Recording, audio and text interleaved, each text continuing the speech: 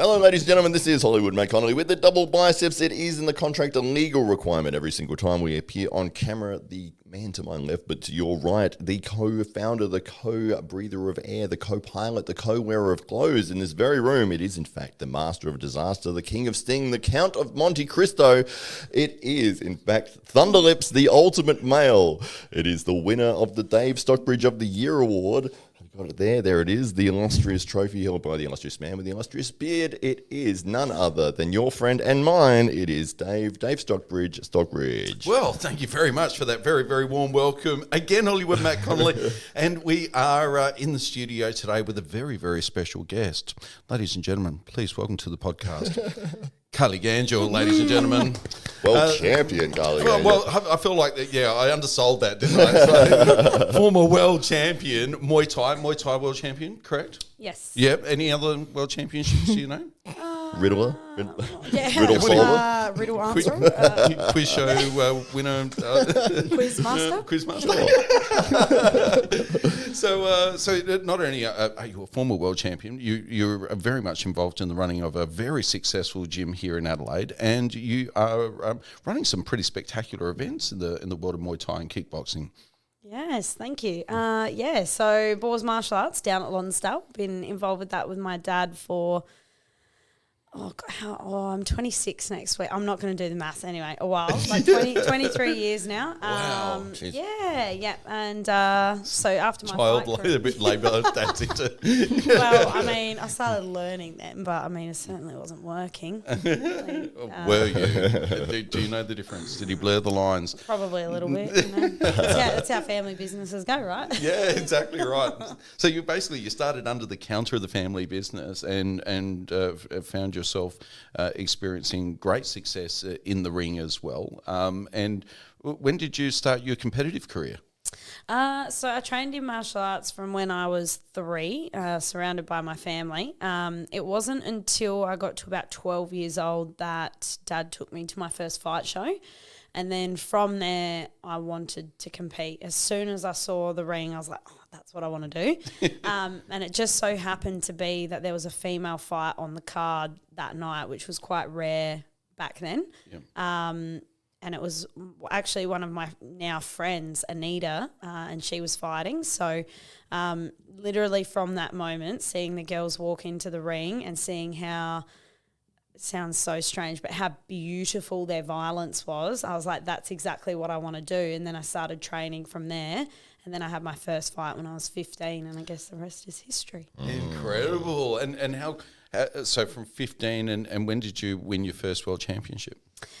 So I had a pretty big junior career.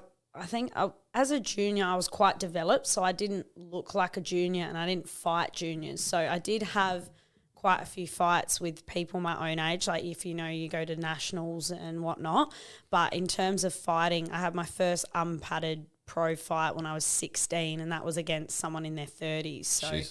Even though I was a junior, I didn't really have a junior fight career, whereas now there's rules in place that make sure that juniors are fighting juniors. So I feel like when I was fighting, I had quite a fair bit of opportunity to get into those pro ranks a lot quicker than what they probably do now. So I was very lucky in that sense that I had the padding off by the time I was 16 and fighting 5 rounds, opposed to now, they can only really fight 3 rounds and they're fully padded, especially in SA. So Are you able to throw elbows and everything once you hit that, taking the pads off? Is it now you've got elbows involved, or is that in a certain degree there's different grades? Like juniors, you've got restrictions, and then it goes through restrictions get removed as you get sort of up through the ranks? It's a bit of a blurry answer because it depends what sanctioning body you're under. So the one that I'm involved with, it's very structured to keep the kids safe, obviously. So I think they do their first maybe 3 fights without elbows, fully padded, and then it starts to add the elbows in, take the padding off as they go. Whereas when I was fighting, it was elbows from the get-go. So, which I would almost argue is actually, I think, better almost, because you're learning to fight more cautiously from the start rather than having, say, 5 fights, modified Thai rules. and then adding elbows in once all the padding's off. Like that to me is not ideal. Yeah. Yeah. And at what point did you realise that you had all the potential to be at the top level? I think when you travel interstate and you see the people at their top, and then you're like, actually I can tango with them. And I had some interstate matches with some pretty strong fighters, and then I think from there I realised that I had something almost special. Like I had the skill and the ability, but I also had the work ethic. So I remember Dad always telling me, like, you have to be the hardest worker in the room. You're the first person here, you're the last person to leave. And I feel like that was drummed into me from when I first started. Like, it was very much a hardcore training environment. So I think that probably played a big part because I was so young. I had that pushing me to Did you to feel be the best I could be. you perhaps had some of that pressure because you are a dad's daughter and all eyes are on you, and you're maybe the example amongst those others that you're training with? Probably. I think I was definitely treated the harshest. Like it's just, I feel like I was told the least, but I was given the eyes of get going, do better. And I think that pressure they say pressure makes diamonds. So I'm glad that I had that environment and that stress of I'm not doing good enough, because it made me always want to be better. If you lose, you're out of the family, was it? Don't ever come back. Literally, be something or get out. That's right. Do you feel yourself now that you are training that next generation of fighters doing that a little bit yourself, like just kind of holding that expectation on your star, or knowing that somebody can do a little bit better, like almost knowing their potential more than they do? Yeah, I think that's a coach's job. Like, it's the coach's job to expect more from you, because otherwise you're just sitting at your level. Whereas if my expectation's here, you're constantly striving. And even if you go from here to here, it's still better than what you were doing under your own expectations. So I think it's almost a trainer's job to think you can do more, you can push harder, that sort of thing. Was it always the goal, like once you got involved in fighting competitively, did you say, I'm going to be world champion, or was it that opportunity presented itself and you said, that sounds great, that's what I want to do? Or was it from the get-go, you're like, that's where I'm going to be world champion? I think from the get-go I knew that I wanted to be up there. Like, I didn't want to I hated losing. In the ring I was a very good loser, but I didn't like the feeling of losing. So after I had my first loss, I trained to never feel that way again. So I think I was just constantly trying to be better, to not feel that sense of loserism. What actually happened with that loss? So how did your career start off, and where was the loss in that career? So I had my first fight at the Nationals. So at that time I couldn't fight in South Australia because I was too young. So I flew up to the Muay Thai Nationals to have my first fight. Always a good idea. Great idea, right? I don't remember the first fight. It was such a blur. It was just intense. And I think when you go in for your first fight, you don't expect the intensity that it is. It's just different. The adrenaline, the nerves, someone actually trying to knock you out, whatnot. But I didn't expect really to win it. But I did win it. And then because there was actually no one else in the division, I just fought the two girls that I had. It got me a ticket to the World Championships. Wow, well, there you go, straight off the bat. It's like, by the way, right? So because I couldn't get matched in South Australia, we actually went over to Thailand, and I had, I think, 2 or 3 fights to try and get some experience in the ring under my belt, because I had lots of training experience, but it doesn't always translate to competition, as we know. So I did end up going to the world titles for I think it was like my 4th or 5th fight as an amateur, and I was up against, if you're in the Muay Thai world, you know who Neve Kynham is, and that was who I was faced with. So she actually just won another WBC world title. So she's this incredible athlete from the UK, and her junior career over there, they have 150 to 200 amateur junior fights. Like, they pump them through, right? So when Aussies or some other countries meet these kids at the world titles, they're just seasoned veterans. Anyway, so I drew her. Yeah. And I just remember when I was in there, I just could not believe the skill, the resilience, like just the athleticism of this fighter. So you're like observing this as a third person whilst you're in it. 100%. And like you're in the Matrix or something watching the bullets go by. I'm almost spending more energy just admiring her while I am trying to defend myself. So I ended up losing on points, which in hindsight was great because I didn't get hurt because she is a dangerous woman. She's real good. And then I mean, at the time, I actually wasn't that disappointed because I was like, oh my, I can't believe I've been in the ring with her. Yeah. But then as I went on training after that, I thought I never want to feel outclassed like that again. And I know the experience was different, but it doesn't matter. You still feel pretty average. So I think after that first loss, I was just so driven to almost be like her.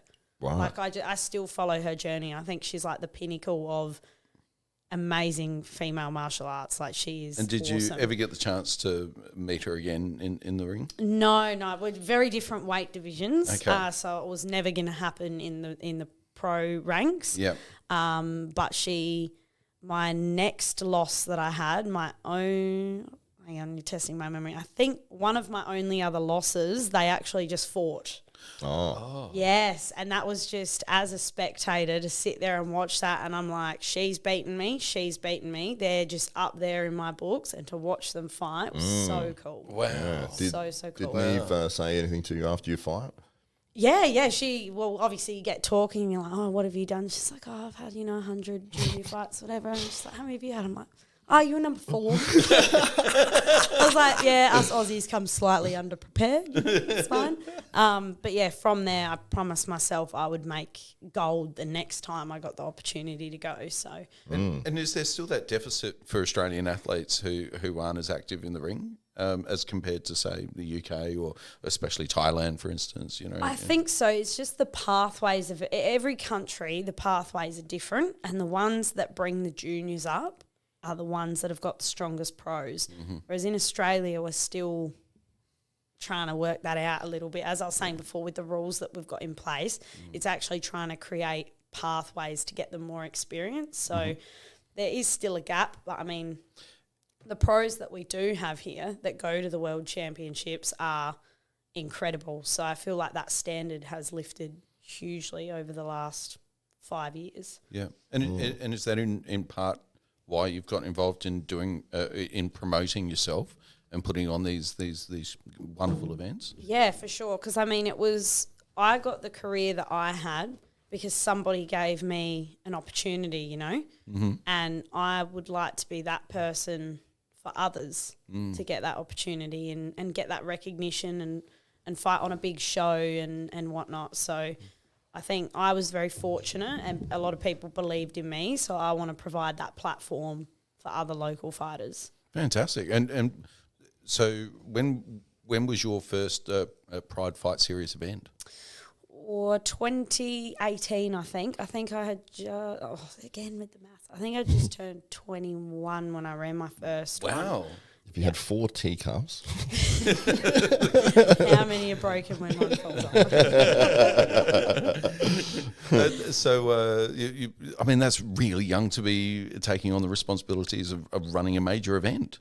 Yeah, it was. I still don't know why I did it or how I did it. And what made you feel like, okay, this is something I can do? Like, you'd obviously been to a few events, but had you taken an interest in that business side of things previously?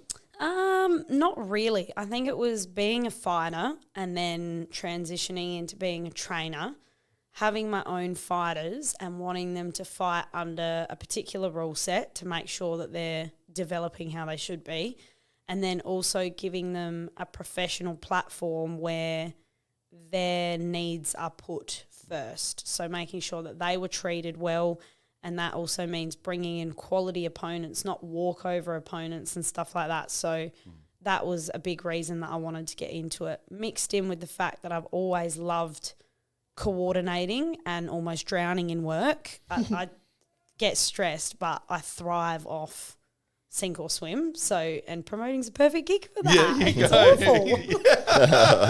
Yeah, if you didn't have high blood pressure before promoting, Yeah, then that's certainly right. that's the remedy. That's right. And I look 50. So it's working. Well, it's like the last event. You had 2 events in the same day. Yeah, just because. It was like, Yeah, let's do honestly- 40 amateur fights and then 100 professional fights in one day. As the start to Pride has actually been really rocky. Like it has not gone to plan at all. Like I don't know how many years I'm into promoting now, and I've just had my 4th event this year. And I think COVID plus every venue. So I've had three venues now.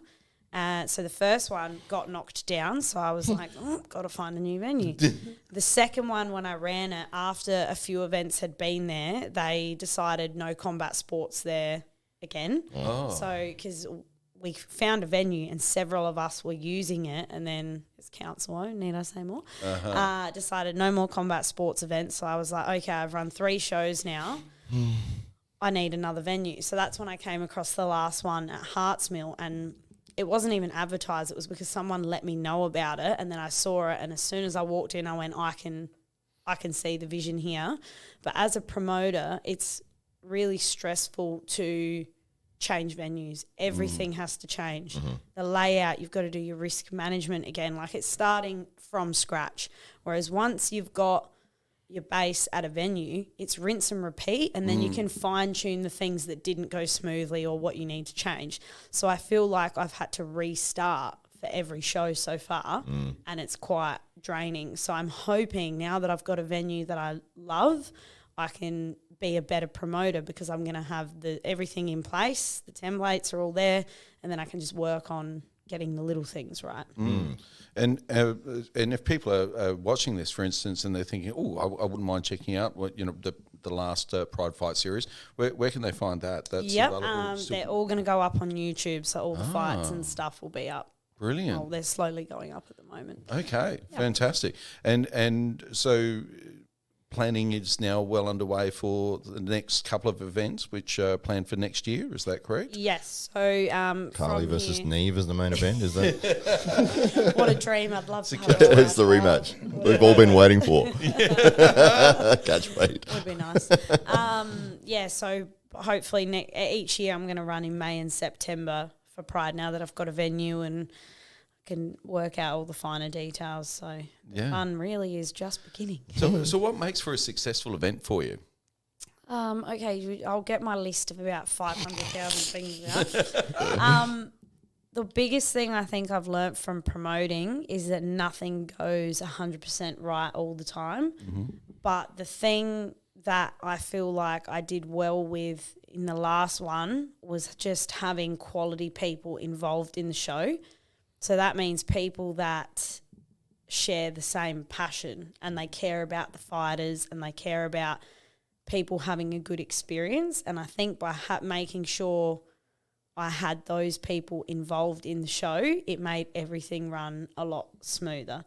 So when things did go wrong, if it was the right person dealing with it and actually understanding what they needed to do, it just made the event run a lot smoother. It's like at the last event, I think we had one of the ring, One of the ropes. one of the ropes Yeah. broke, The and I ropes think snapped. within 12 seconds was there like was this- about 40 guys had jumped up with tools. And they Where were did the all- tools come And from? do you know what's so funny is that when we were packing the ring, so I've got one group of guys from my gym that know how the ring go together, like in and out. They know it like the back of their hand, right? And I use the same people for the ring setup now.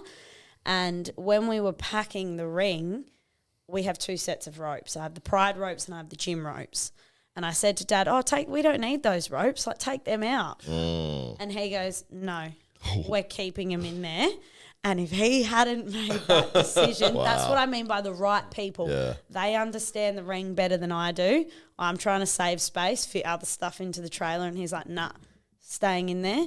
And then as soon as the ring rope snapped, there were 5 guys that knew exactly what they were doing. It's like they Straight came to it. from the Yeah, ceiling. it was like a pit. It was a pit stop sort of thing. It was like They abseiled down from the roof. They had their packs on there, and it was just So did Dad gloat at all, like a little bit later? Did he go, hey? He didn't have to say anything. It was, You just got the look. Look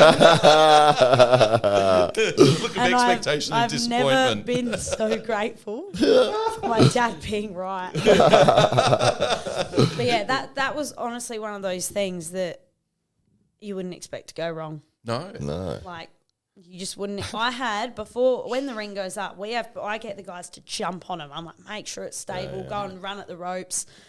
It seemed to break when nothing was going on as well. Like It happened when one of the trainers pressed down to let their fighter in the ring, and I think, I don't know, just obviously gave way, but thank God we had spare ropes. But so grateful we went through it, because now I'm going to be so prepared next time. I'm going to have 10 sets of ropes out of that. We've got an entire ring set up, just push it in, just in case. Another spare one. So what's really important to you as a promoter? So at the end of the night, and as you're looking at everything, obviously it's good to have all the bills paid and everything, but for you, it sounds to me like it's, giving those athletes a platform and an opportunity to compete at a new level. But I guess you could do that, but without the spectacular production values, because you do a really good job at making not just the event look spectacular, but the athletes as well. Thank you. Yeah, I think it goes back to what I would have wanted as a fighter. And I'm not saying the production's the be all and end all, but it's the professionalism, and the more people that are coming and getting involved in the sport, the better, the more I can give the fighters. So, for example, that last show, because I feel like I had set a standard for Muay Thai with the production and the lighting and whatnot, I attracted different sponsors. And with the sponsors, like I always said, I want the fighters to be able to take home shorts to remember that fight. They fought in them. They either had a war in them, lost in them, won in them, whatever. Yep. I wanted the shorts. And by attracting those sponsors, I was able to afford to buy the shorts to give the fighters. So it's the little things like that. And I mean, you can't have it all at the start. It's something that you've got to build up. So now that, like I said, I've got that base, there are little things that I want to do for the fighters that I can now do, because I've built it up with the production, attracted sponsors, and got the right people involved to be able to give them more, essentially. It very much felt like a fully professional show, and I should put money in the UFC jar at the moment. But going along it's over the side, it's there. You hear a clink in there later. But going to their performances and their events and their shows, and seeing the level of production that they've got, and they're spending millions of dollars on their events. Comparatively, I didn't see a lot of difference between what they were doing and what you were doing. So you had amazing entrances. The sound looked the sound was fantastic. The lighting was fantastic. The competitors, the feeling in the room, the atmosphere, the ring announcer did a great job. The best part. Yeah, but even the pride on the gloves, like everything looked like this is a professional organization, and they're putting on an incredible event. And for the people that were there in person, they got their money's worth by a huge ton. And then anybody watching it on, because it was streamed as well, is that would have just been absolutely amazing to see. And it just looked absolutely top notch. So I think you did an amazing job. Thank you. That means a lot, because there's a lot that goes into it. There's a lot of people that have to chip in to bring that together. And as I was saying, it's finding the people that have the same passion and want to see it do well. And that means the production running smoothly, crisis management, a little bit of everything. But it is, any promoter out there, it is the hardest job. It's a thankless job. You have to do it for the love, or you can't do it. Yeah, that's right. And you had like fighters pulling out like in the last week, and all these medical things that were playing up, and it would just be those last minute replacements, and fighters who have trained for 12 weeks or something ready, and then you've got to tell them your opponent's actually pulled out. It's the most awful feeling. It's really horrible, and it's almost like when you never hope a fighter has an injury or something awful happen, but when they have a legit reason, you go, people will understand, but there's people that pull out just because. Yeah. And then making that phone call to the other trainer is a really horrible feeling. And I take everything personally, and I feel that hurt feel the disappointment, and then you do what you can to rematch it, but sometimes it's just not possible. Yeah. It sucks. I know it's a little bit controversial, but you almost put on the first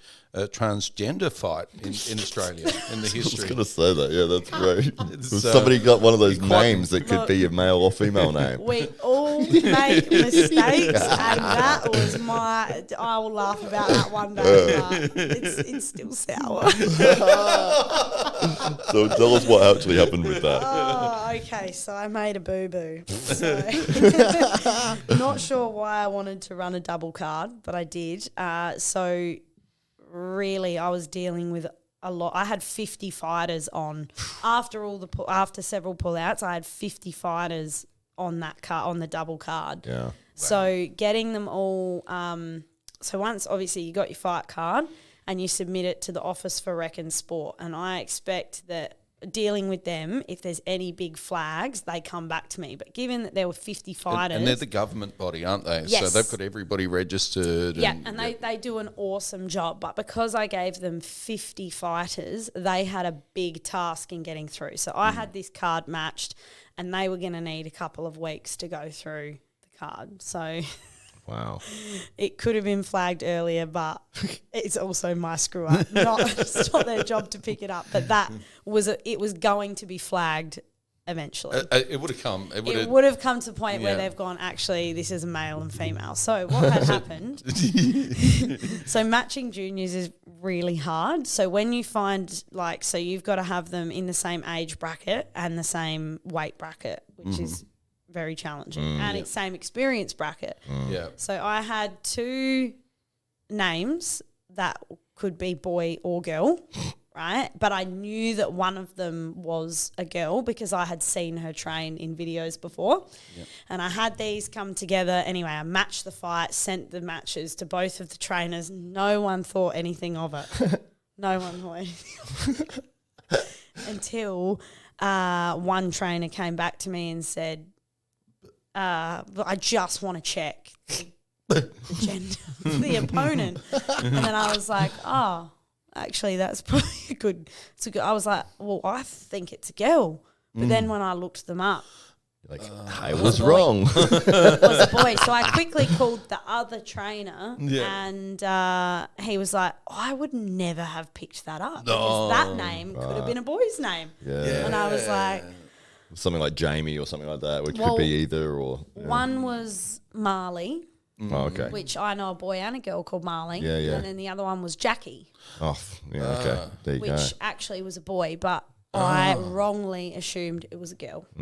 Wow. And I matched it. So 2 weeks out, that was flagged. Yeah. That's a big mistake.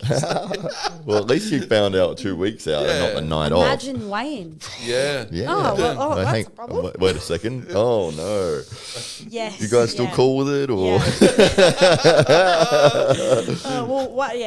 One of the trainers was really good about it. He had a laugh and he was like, oh, I would never have picked it. It's fine. Moving on. I didn't have that same response from the other. Oh, the other no. guy. Not at all. And I take it on the chin. I'm sure he's having a bit of a laugh now. I'm sure if he watches the podcast, he'll be Yeah. right. He's a big fan, whoever it is. Definitely not a fan. But yeah, it was a mistake. But again, I made the mistake. I learned from it. I'll check everyone's gender. No, we know. Now we know. You should never assume the gender. That's what we've right. learned And on the podcast. I was distraught about it. I felt like the worst person in the world. And I called an interstate promoter just to get it off my chest. I was like, I've made this mistake. And he was like, yeah, me too. I've done that before. Right. And I was like, okay, all right. It's okay. It happens. Yeah. Yeah. Sorry. Yeah, that's okay. No. Okay, I was going to say it's completely. I was just going to embarrass myself with my next story, so if you cut in, I might not. Okay.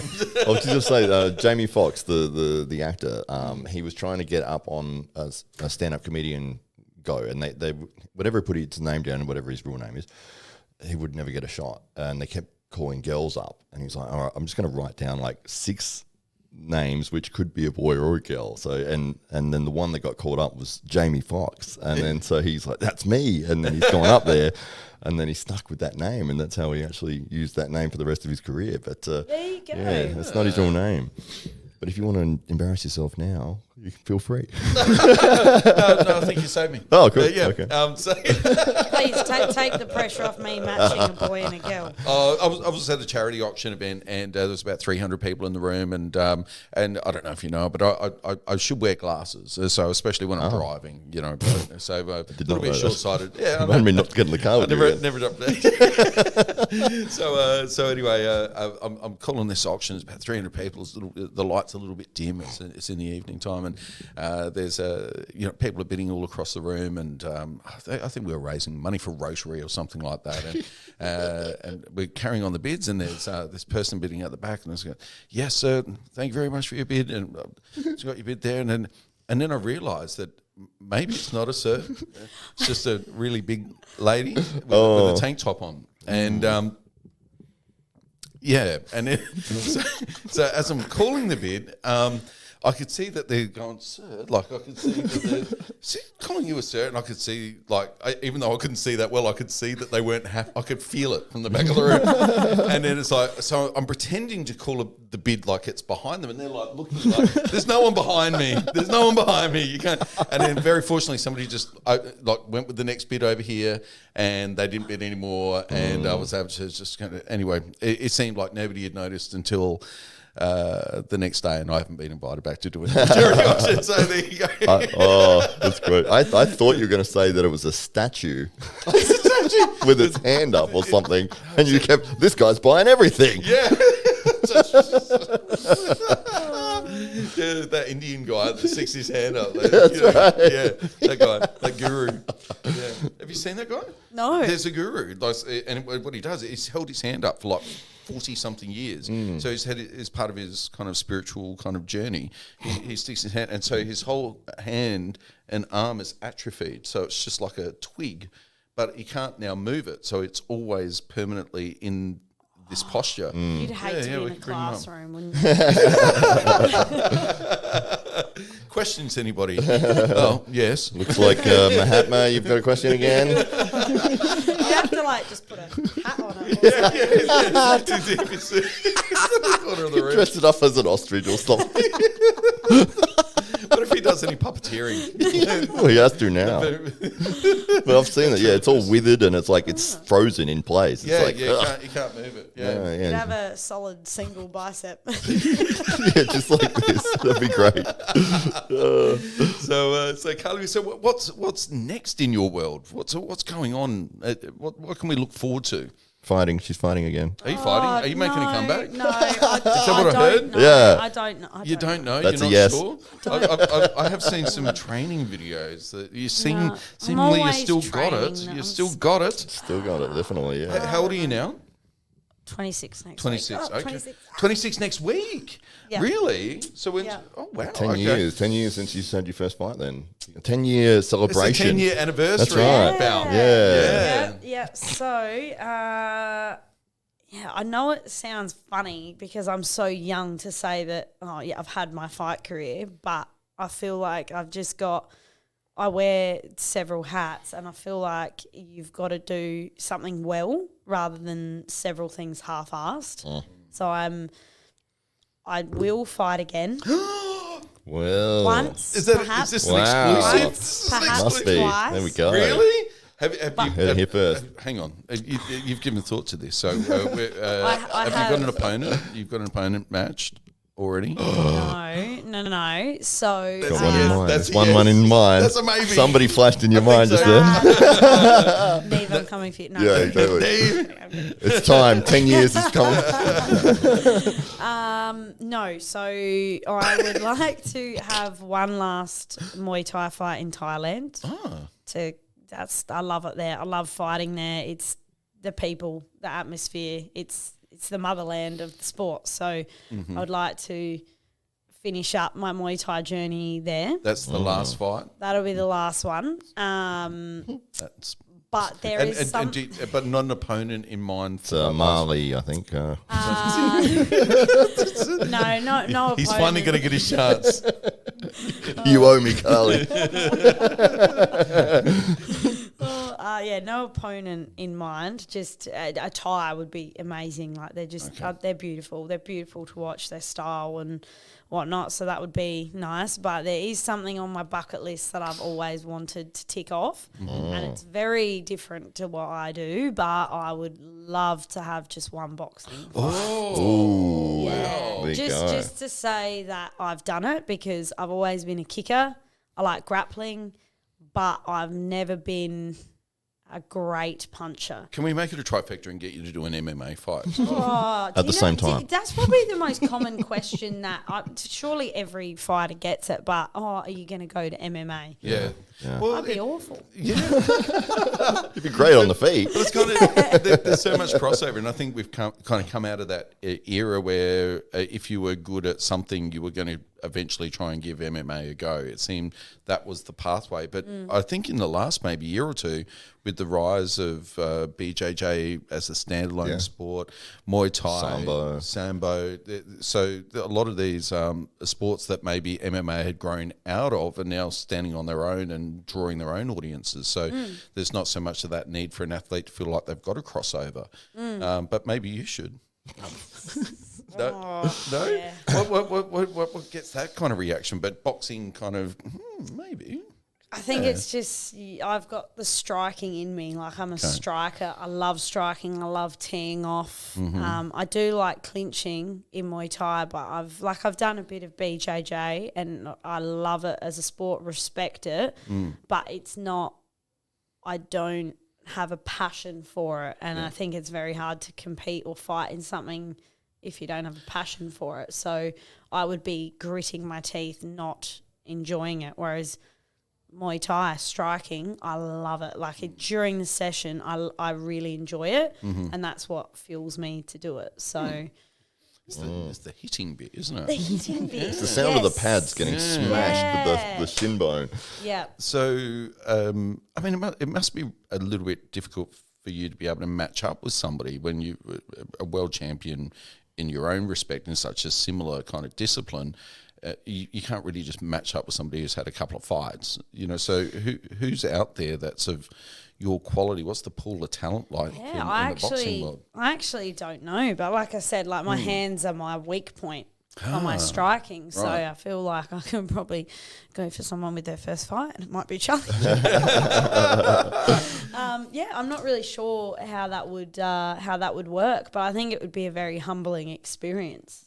Actually, just having to rely on my hands. In the fights that you've had, is it always that you've won dominating with your footwork and your kicks, and it's like hands were sort of the last resort, or they were there, but they were useful, but it was like I'd rather keep you at distance, use my teep, use my side kicks, leg kicks, as opposed to if they're trying to get in close, it's like, damn it, no, get distance again. I use my hands to set up my legs or to get into the clinch. They were not really that great standalone technique. Like it's not that I can't punch, but in comparison to the other weapons, they're pretty low. Right. Isabella Rossitano comes to mind as a potential. She's been into boxing for a few years. Match me up. She'd love that. That'd be an amazing. She would actually love that. Because I think she's in a similar position. Like as a female fighter, it's not the easiest to get matched up with somebody who's at a comparable level. And it's boxing, something that I'm learning, being a little bit more involved, even just as a spectator, is like amateur and pro are very different. The styles are very different. And it's that thing of going from the two styles. So amateurs a lot more fast paced, point scoring, and they almost don't allow big knocks to the head, so the fight will finish quite quickly. Whereas obviously the pro style, which is what more related to what I've done, is a little bit slower paced, a little bit more technical, bigger shots. They don't call it as quickly. So it's that thing of amateur, pro, where do I sit? What do you like? And I don't want to be that person that's like, I'm just going to have my one fight and go straight to pro.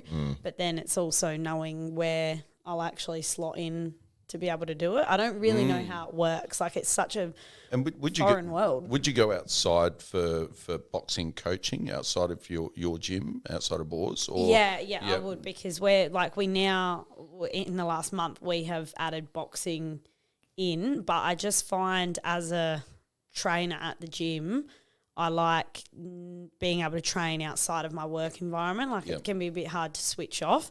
So having someone else really does help. Yeah. You don't want to be halfway through training and somebody says, Carly, what's the password for the computer? And it happens all the time. But yeah, Muay Thai is what we're good at. So, and boxing and Muay Thai are completely different. Yeah. Completely different.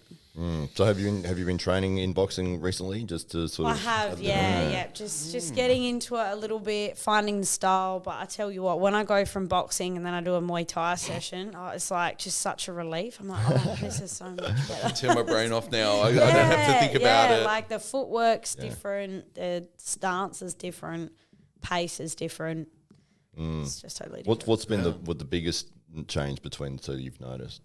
The footwork and the stance. So, like, being used to being very relaxed and front on, and being able to rely on my legs to move someone. If they come to me, I can just stay still. I'm going to use my legs. Yeah. Boxing, I actually have to move my feet, and that's really hard. It's really hard. Like, and the head movement, especially, in Muay Thai, stop moving your head, just stay composed. But in boxing, it's like, move your head.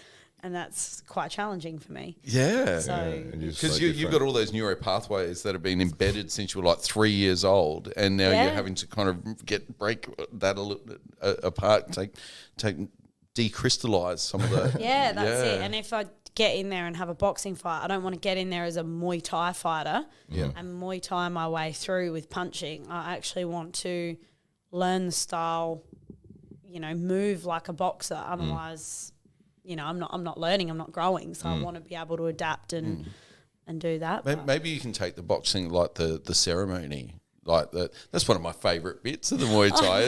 You get I don't want to be disrespectful and say the wrong things. You're going to say tennis racket, aren't you? That's right. The squash racket on the head. The mongkong. Mongkong. Yep. Am I saying that right? Yeah. You got it. So you don't want to upset any of this. And so you've got that, and you've got like it's a beautiful thing. Like and it seems to me all the different fighters and the different clubs, they've got their own nuanced way about it. Like, there's a general routine, but having said that, everybody's got their little peculiarities and idiosyncrasies with it.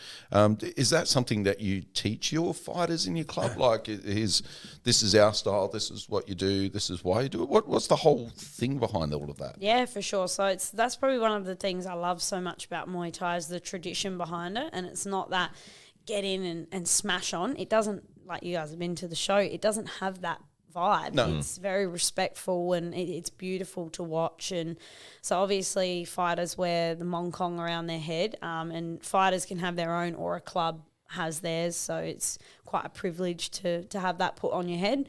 Once you're in the ring, they seal the ring. So that's banish all the spirits out, and is that what it is? Good energy in, bad energy out. And then some fighters will do it depending on their level, but it's called the Ramoy. So that's the traditional dance that you would have watched, paying respect to your opponent, your trainer, your loved ones. Every club has a slightly different one, or again, each fighter might have their own unique one. So they're all the same concept, but there's unique differences between each person's Waikaru Ramoy, and it's really, if you see a good one, it's really beautiful to watch. Is this something that they're creating on their own? You sort of give them a foundation of this is what you sort of got to cover, and then they add their own elements in? It can be, yeah. So I have a set one that I did as a fighter that I was taught in Thailand from a trainer that I really respected. So that's one that I held on to, and one that I teach my students. But there's a couple of fighters that have been to Thailand, or they've trained at other places, and they've got their own elements that they add into it.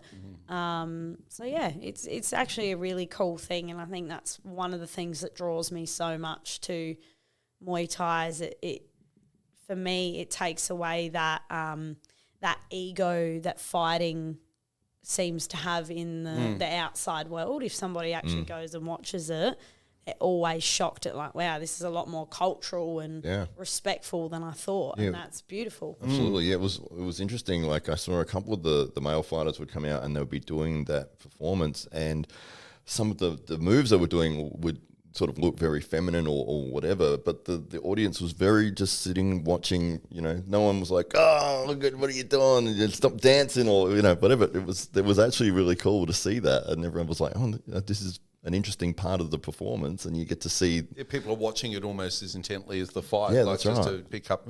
Exactly, yeah. And then both fighters are doing that, and then it's okay. And now we've turned the. I think that everyone has a different style. Is it the same music that's used during that performance for everybody? Yes, Yeah, they right. do their Waikuru Ramo. Yep, they all Right. have the same music.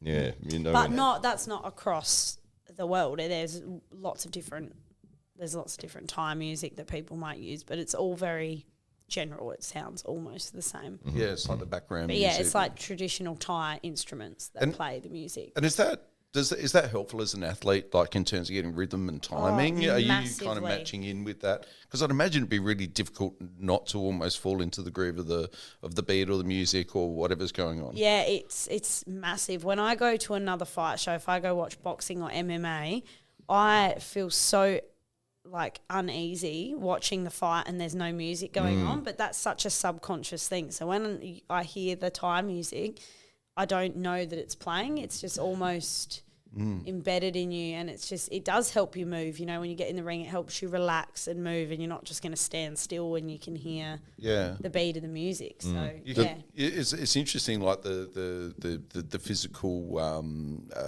interpretation of the music or the movement. It seems very natural with that particular traditional style of music. Like you can see the athlete almost like a snake, like it has that bounce and that rhythm and that like almost the snake charmer music. like it's almost like there's that, and you see that in the physicality of the athletes as they're moving around the ring, which you don't get with the boxing, like where it's all this jerky kind of movement. It's very different, isn't it? Yeah. Like it's very fluid.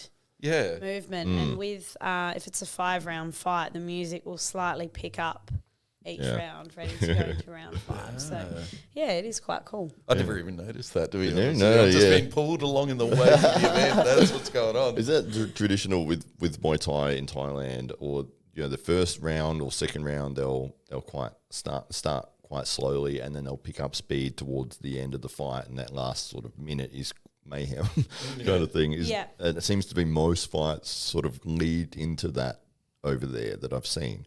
Yeah, for sure. In Thailand, they don't score the first 2 rounds, so it's only the last 3. So it's very much a feel out of the opponent. I didn't know that. Wow, Whereas I didn't know here, that. we score rounds 1 to 5. So depending on the fighters is to what pace you'll get for 5 rounds. So Westerners, we tend to be on from start to finish, but Thais will take their time, feel it out, realise what shots they're going to use, etc., etc. So on the main event for Pride 4, we obviously had a Thai versus an Aussie. So perhaps Sook. Yep, and he really did feel out in the first round, but because Nick's pace was so consistent and relentless, he actually did pick it up, which I think, he's fit anyway. It didn't make much of a difference, but I think it would have been he would have tried to sit into the pace a bit more, whereas he kind of had to pick it up a little bit. Yeah, when he was kicking the pads out the back, warming up. Amazing. We just heard this crashing sound every 5 seconds. I was like, what is that? And and there was 20 people just standing there watching going, I was like, what? And I walked over and then it's just this smack. I was like, oh But there my were 20 God. fighters and trainers just they weren't just normal people. Yeah, he was just an incredible athlete. I'm so grateful that I got to have him on the show, and South Australia got to watch that level of fighting. And Nick did incredible as well. He's such an exciting up and comer from SA. It was such a great match. Absolutely, yeah. And great for you to be able to provide that opportunity for Nick to be able to see what his level's like against some of the best international guys too. Oh, 100%. right there And as well. he's so deserving of it. Like, that's where he's at, and that proved it. You know, like, And even didn't though he take that fight on like almost last moment as well? I think it was a week's notice. I think Carly had matched up a woman versus Trapsorg. So I accidentally matched myself. I thought Meredith was a woman. like, oh no, Nick, hang on, we've got somebody for you. Who is it? Trapsorg. And you know what? That's how it went, and he jumped at it. And Nick is a true champion. I'd say he's my favourite South Australian fighter. Right. He's right up there. That he wasn't far behind in that. He wasn't fight. embarrassed at all. No, like absolutely. He had his it was a moments. Stunning fight. Yeah. And on a week's notice. Yeah, Insane. exactly. Incredible. Like, he's up there. Yeah, for sure. Yeah, it was it was inches in it with that fight. It was at no point was he outclassed. He was right there the whole way through. He was in it the whole time. And the power, the power, obviously, from the Thai kicks were insane. Yes. But Nick's were on par. He did really well. So who's your favourite Muay Thai fighter right now? Right now, we talking Australia-wide? Look, we can. We can say Australia. We can say In this international. room. Like who's getting you excited when you hear their name? You think, oh yeah, I'm gonna watch that fight. Doesn't sound like anybody. No. There's definitely a couple. I'm gonna go with Jordan Godfrenson from, hopefully I'm saying that right, from WA. Mm-hmm. Very closely followed behind his stablemate Shannon Gardner, who fought Neve. Oh, there you go. Yeah, and the two of them are just beautiful to watch. Their style is just amazing, and they're those people that you're like, they've just earned their spot in the sport. Like, they've done everything right. They've fought all the right people, and they're awesome. So I get excited to go and watch them fight. Obviously, I live stream it because they're fighting all over. Yeah. But I get really excited to watch them fight. What are some of those names that are in your own staple that you think when the world finds out about this girl or this guy, things are going to go nuts? I think my favourite combo right now is the brother and sister combo we've got. Henry in the Godfrey. gym. Penny and Godfrey. Yeah, not only are they're awesome in the ring, they know how to perform, like they are good entertainers, but they're just wicked people. Like, they work hard, they're humble, they're respectful, they're coachable, they have the best attitude, and I just think that is a good fighter to me. You know, it's more than just what happens in the ring, it's who they are outside of the ring. And I think that they're the fighters, you know, when we've travelled, they're the fighters that promoters really like they're good people, they're thankful for the opportunities, and so they also make me quite excited, especially because they love doing it together as well, so it's like that sibling fire a little bit as well. The smiling assassin, Penny Godfrey there. Yeah. So we've got Pride Fight Series. We're coming back in 2024, bigger and better than ever before. Looking to May, was it? Yes, May and September 2024. So certainly put those dates aside. If people want to catch previous Pride Fight Series events, they'll be able to do that on the Pride Fight Series YouTube channel. Yes. So that's already up, but some of the fights are still to be uploaded. Yep, the main fights are still going up slowly, but they're getting there. I'm not great with technology, so it takes me a bit longer than normal people, but we're almost there. So they're all getting up there. So free to wear, so you don't have to even go out there and pay your hard earned in order to get the pay-per-views. You'll be able to get it free on YouTube. And if people want to know more about Boars and what it is that you guys are doing there, maybe they've got a daughter or a son at home and they're thinking, you know what, we've got to get them knowing something about how to look after themselves.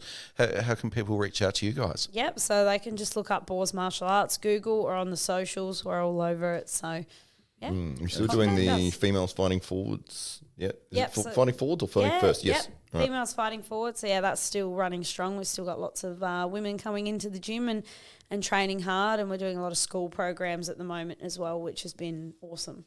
Fantastic. Your gym really has an emphasis on, well, I mean, on everybody's included, but you've got a really strong contingent of female athletes, a lot of young kids making their way into the sport.